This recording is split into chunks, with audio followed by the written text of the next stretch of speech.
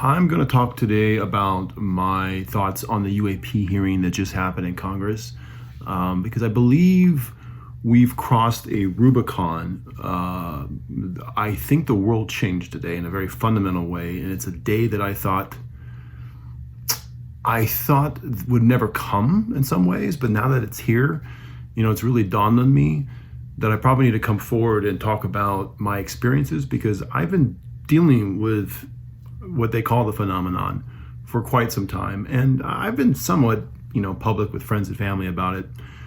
But I do believe some of the things I've learned are worth sharing right now, because we're reaching a point now that I wasn't ever 100% confident would ever come. But now that it's here, the implications have really dawned on me. And it's mostly based around the way that most of my friends and family do not have really any idea how much the game has changed and where we're going from here. So I want to share some of my info, because I think it's going to be helpful just in getting people to orientate to this new reality that has been thrust upon us. It's very similar to what happened with COVID. A lot of people were hearing things about a flu in China, and we were kind of blowing it off. And then next thing you know, our entire world completely changed. And that happened today. Like, it really did. And what happens next is going to be, I don't even know what I guess that's why I'm making this video, because I know where this is going to go. And so let me try, and it's a lot of stuff to really cover. I'm not saying I'm 100% right, or I'm 100% I'm an expert witness or anything like that. But my personal experiences did teach me quite a bit. And I'm only here today, and I'm only alive right now because of my ability to sort of try and figure this out on my own. Let me just try to give you a quick update on everything and where I think this is headed. So in case you missed it, today there was a hearing. 3 whistleblowers testified to Congress about the existence of basically non-human intelligence. And that's a word that's been getting thrown around to try to describe our preliminary understanding of what extraterrestrial intelligence is from a secular point of view, because this is the first time in human history, well, let's say recently, we'll get into some other human history later, where this subject has come up, and has it had enough of a technical capacity to be measured that we're using terms like non-human intelligence. So our ancestors used more spiritual and esoteric terms for it. But so this hearing happened, and the implications of this hearing are pretty profound, because we're beyond the point where this genie is going to go back in the bottle. And again, I don't want to get bogged down in this. We can talk about these details online. I can chat about later or whatever. But the merits of the evidence and blah, blah, blah, blah, blah. But I'm just trying to cut to the chase for you. I'm just trying to give you the lowdown, okay? So the lowdown is that the right, non-human intelligence, is a real thing. My background, I've had paranormal experiences my entire life. I grew up a Jehovah's Witness. When I was about 29 years old, I started experiencing what was called at the time, or at least in the vernacular of the people I was getting help from, was called a kundalini awakening. And again, this is using terms that our ancestors used to describe a spiritual transformational process. The nuts and bolts of that, if I'm talking to people who aren't religious or aren't spiritually minded, it's a transformation of the nervous system. It's an upgrade of the nervous system, let's say, that allows a physical being, quote unquote physical being, we're going to get into what physical means in a minute, to interface with other dimensional reality. When you start to do that, you start to realize that sentience is not bound by physical life. Physical life is a container for sentience. And this gets into the Bob Lazar stuff about us being containers. Essentially what I learned is that humans are a transformational or transitional species that is basically founded by this idea, they call it a soul, that's the term used in religious theology. But think of a soul as a subunit of a larger cosmic field that is sentient. And this is what some people call God. And I know I'm going fast on this, but it's a lot to cover. But in a quantum physics world or a science-based world, you'd probably call this the quantum field. But anyway, this quantum field it's not a theory.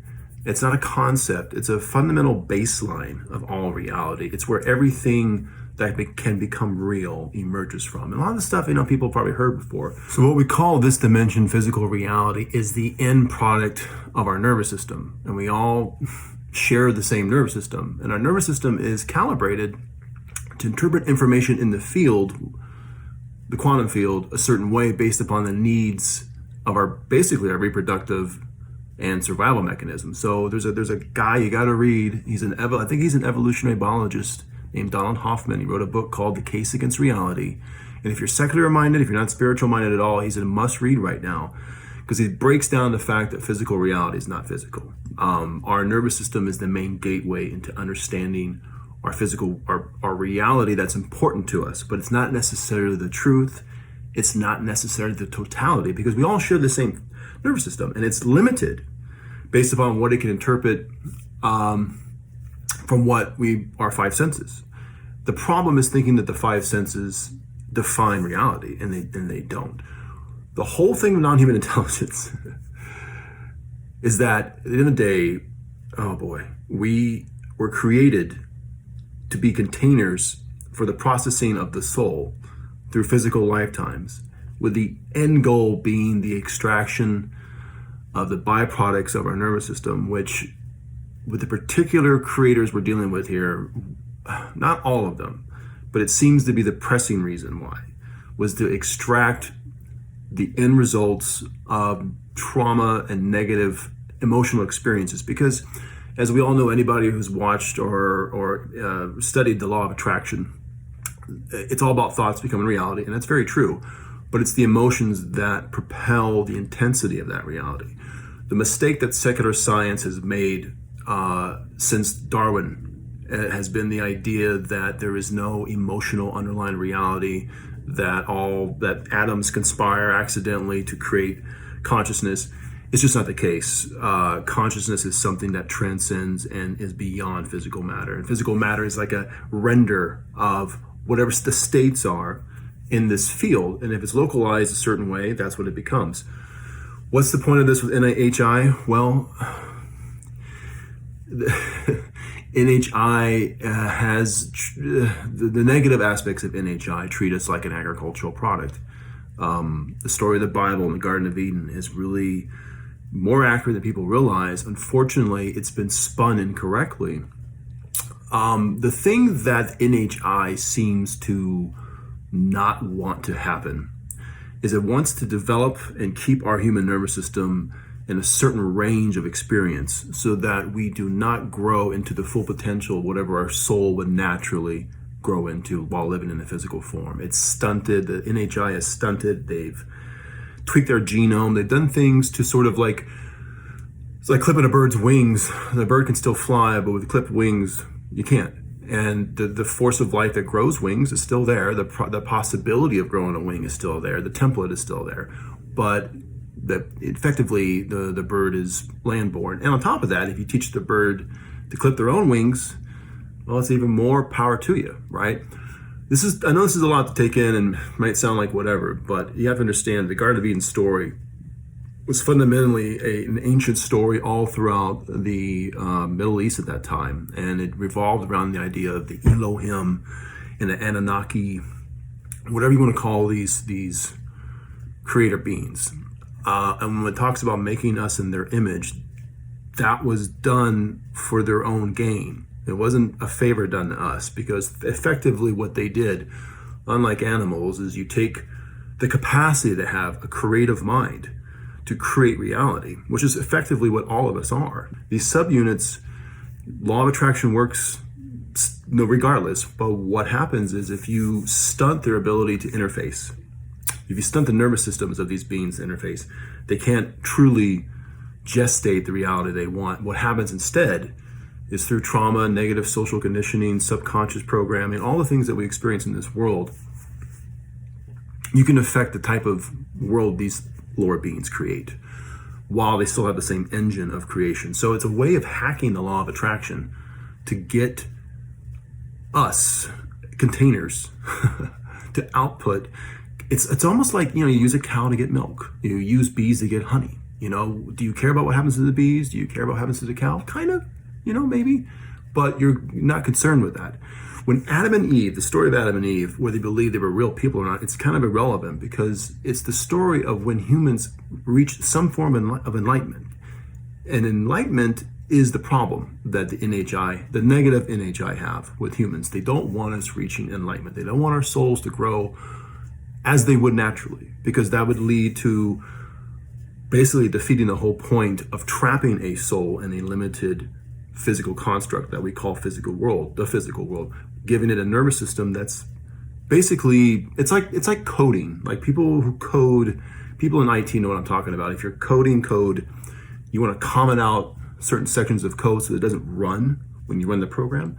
That's effectively what NHI is doing. It can do all of this behind the scenes because when our physical matrix is compromised, we're not getting direct access to our soul anymore. And the information, the soul, the subunit of consciousness, if you have problems with that terminology, is able to gain from its actual environment. And Donald Hoffman, the way he tries to explain this is there's obviously some other bigger reality out there with more information, but we just can't access it because from an evolutionary point of view, his words, we weren't designed to. I think there's more to that story in that we've been artificially interfered with to prevent full access. Now, the kundalini awakening that I experienced is just a natural process that all beings have, regardless of the physical matrix they're incarnated into. And this is the story of what Jesus was talking about, the Christos energy. This is the story of Buddha, enlightenment. This is the story in the Indian, Hindu terms, kundalini. It's a force of the cosmos. It's not personal. It's not something I have only. It's ever present in any soul. And what I think NHI is doing is they're reaching a point where our apotheosis is happening. You know, it happened for me, began 20 years ago, and I reached a point. I'm not enlightened. I'm not claiming to be whatever, but I know my nervous system has been calibrated to a new level. And the reason why that's important is because that's what gives us, check this out, immunity to the psychotronic and the psychological spiritual warfare that's happening on a much deeper level. So you have to understand when people they're getting nervous, like, what does NHI mean? What are they going to do to us? What do they want? How do we defend ourselves? It's kind of like Star Wars. It's kind of like the story of Luke Skywalker. It's kind of like the story of fighting this hidden force that's in you. And that's where we're really at. And you got to ask yourself if some of these films we've watched over the years weren't preparing us for this process in some way. Now you're probably going, what the fuck is this guy talking about right now? And all I can tell you is buckle up, and like what's going to happen. So the serpent in the Garden of Eden, the word serpent used in Hebrew was nakash. The word devil never came into the vernacular of this story. This is something that came later when, when Judaism and Christianity became politically expedient, when it became time for them to consolidate their religion, their theology in a way that allowed them to survive, you know? And so the Bible, there's a scholar named Mario Biglino. I think his name is Mario Biglino. I'll add this to the comment section if I get it wrong. He's the guy that really broke ground early on by translating the Bible correctly and finding out the Vatican had it wrong about the way the Bible was actually being translated. And a lot of these parables we read about, we need to take another look at them, because what they're describing is a process in which humans became competitive with this non-human intelligence that, I don't even want to use the word created us. They were able to, behind the scenes, before we incarnate into this matrix, find ways to manipulate us on the way in. And that led to a certain physical expression we all create together, because we're all subconsciously compromised from the get-go. You know, especially when you adopt, both religion and science that really removes you from your actual heritage, from your actual spiritual truth. Or without using the word spiritual, let's use the word authentic truth about the base reality you are, versus what you're told you are, because you're a bad person because you ate the fruit, or, you believe you just are a random expression of molecules. Like, these things are just not true. We are something that's eternal, that's being forced to live. Okay, so check this out. The Cathars of France, and I believe they're the reason why the Friday the 13th exists, because they were all wiped out by the Pope, but they had a belief that humans were angels trapped in physical form, or angels with clipped wings. I can't remember what terms they used, But the thing to remember is that this is in the Gnostic Christians. You gotta look up Gnosticism. This is a long, ancient part of our past and history that is not told very often. You have to be in certain circles to really like understand where this is going. But this negative NHI has basically hacked, I hate to use the word God, but it's hacked the ability for nature to express itself fully, to get the ends that it wants. And it's somehow attracted to the negative byproducts of our emotional energy and physical suffering. And that's why, that's why humans practice human sacrifice. That's why humans sacrifice animals. People wonder, why did humans shape their heads to look elongated? Like, we mimic. We're mimickers. We, like kids mimic what their parents do. This is basically, this planet is just suffering from one giant case of Stockholm syndrome. And we're starting to emerge. The truth is coming out because, again, that intrinsic kundalini, Christos energy, whatever you want to call it. I hate to use those words in some ways because I know a lot of secular people aren't going to be able to digest this. It's running behind the scenes. And I think there is a conflict coming where this negative NHI that kind of views Earth, honestly, as a farm, and has used placeholders here, human placeholders, and I guess in this case it's aerospace companies who have formed their own shadow government. Because when these craft started crashing, they began, through whatever means, whether it was intentional or not, to start, reverse engineering the technology without necessarily our knowledge of, and they've successfully been able to branch off and form basically their own world, their own secret space program, and all this stuff I was kind of on the fence about. But I think there's going to be a confrontation, eventually between them and the actual constitutionally appointed government that's supposed to exist, that's supposed to have the power. And I'm not sure where that's going to lead to. So I know I look a little tired, and I apologize, but I've been up all day. This is an example of a kundalini processing, I guess. Like, I don't claim to know exactly what that all is, but it is me journaling and my hand just spontaneously writing. People have called it light language. I think it's basically code running in my subconscious, and I'm just sort of articulating it. But this is, I believe, a kundalini at work example, or I won't say evidence, because most people are just going to think it's scribbling, but a lot of other experiencers, people who've been abducted, people who've dealt with non-human intelligence in different ways, do this. They write this stuff like it's a thing, right? And the Ariel School, one of the girls from the Ariel School incident in Zimbabwe, if you go to her Instagram, she's got nothing but that stuff. So that's, again, it's just an example, again, I think, of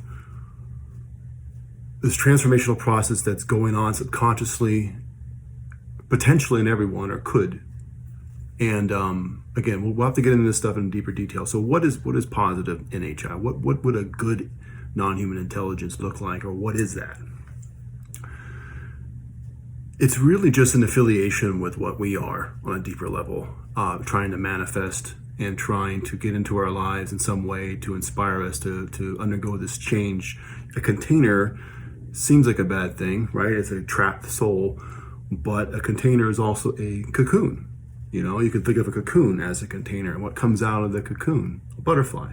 And if it's really just a game of us competing with another species to become the butterfly before they can sabotage the cocoon for their own ends, then we have to figure out how to do that. And I think the way to do that was already and this is going to get spiritual and whatever, but Jesus talked about the kingdom of heaven being inside people. Now, whether you want to think about that in a religious way or a secular way, the secular way of seeing that would be the quantum field is within you, okay?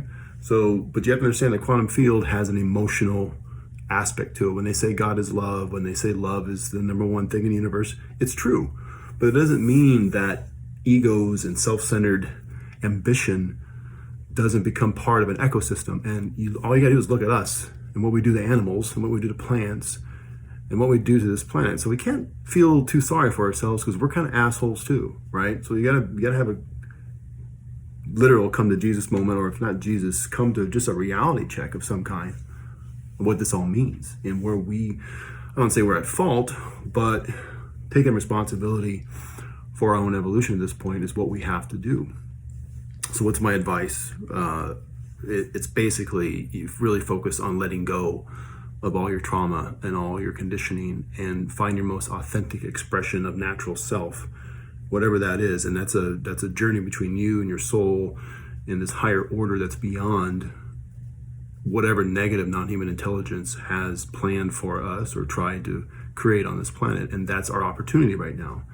And yeah, it involves a lot of fear and possibly involves conflict, but that's reality.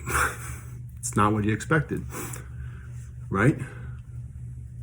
So anyway, signing off here. I just wanted to make this video because a lot of my friends haven't had 20 years of paranormal activity to deal with, so they don't quite know what to make of all this. And I would say to anybody who's watching this, the number one thing is to not look for a savior. The number one thing is to not look for help from some other species of alien or whatever. Like, it's up to us to really break out of this container and become whatever it is we're going to become before they wipe us out again. Because the only other bad news I want to give you tonight is that the last 2 or 3 times this happened, it didn't end so well. Like, if you think about the flood, you think about Atlantis, if you believe in those things, and I do, they might not be literal translations are accurate in that sense, but I think there were times in previous incarnations when humans came closer to the truth, and before we could become competitive, again, that's the problem. If you look at the scripture in the Bible, and I forget where it is in Genesis, but it talks about how, when Adam or Eve ate of the fruit, and Yahweh's talking to the other Elohim, not angels, Elohim. That's a conversation we're going to get into later. He talked about he was more worried about them becoming like them. Not so much that Eve ate of the fruit and Adam and they became knowledgeable. They knew the difference between good and evil. What he was afraid of, and this is a lot for God to be afraid to, just so you know. What he was afraid of was they were going to become like them, knowing good and evil, basically becoming competitive and basically undermining whatever plans they had, these Elohim. Plural. Essentially, Yahweh and his contingent of Elohim were afraid of our enlightenment, our apotheosis. Listen, I'm not a Bible thumper, I'm not a Christian. I'm just saying that these old accounts were the first recordings or written records of human encounters with non-human intelligence. So it's worth kind of taking a look at that and trying to figure out how we got here. And again, I'm not trying to scare anybody, but we are at a crisis point here. What's going to happen is the Congress is going to knock on those doors of the aerospace companies, and those aerospace companies are going to have no choice but to either use the tech to preserve their way of life or give it up. I don't think so. Again, this confrontation, I believe, has happened multiple times throughout human histories, and it's just a matter of us getting out of our cocoons in time before they can close the show. I don't want to scare anybody, but I don't know what else to say. I think that's where we're at in history right now. We've got to fucking become whatever it is we're supposed to fucking become. And regardless of our opinions or the butt hurt from religion, science, your aunts, your grandmas, doesn't matter. Doesn't matter. I didn't like going through kundalini. It was painful. It was miserable. Scared to death. I got cancer. I got abducted. I've seen UFO. I mean, listen, it's not fun. I wanted to be a normal guy, like everybody else. It didn't happen. None of us are as normal as we think. I mean, there's a lot more going on in our subconscious that's trying to warn us and help us. And again, that's why you need some sort of plan right now to try to, because trauma is the threat vector. Social conditioning is the threat vector, and you've got to find your own way to overcome your conditioning, and that's what we're doing. And again, the upside to all this, the positive side, is coming into truth, coming into personal sovereignty and collective sovereignty, if enough of us can do it in time. So don't be afraid. Think about this as a chance to break. If you were a chicken right now, or if you were on a dairy farm and you were a cow and you had that stupid bell hanging around your neck, and someone gave you the opportunity to rip that thing off and make a run for it, that's where we're at. I don't know what to tell you. So I'll try to get into some of these other details later if anybody wants to hear about it. But again, expect things to just get weirder from here on out.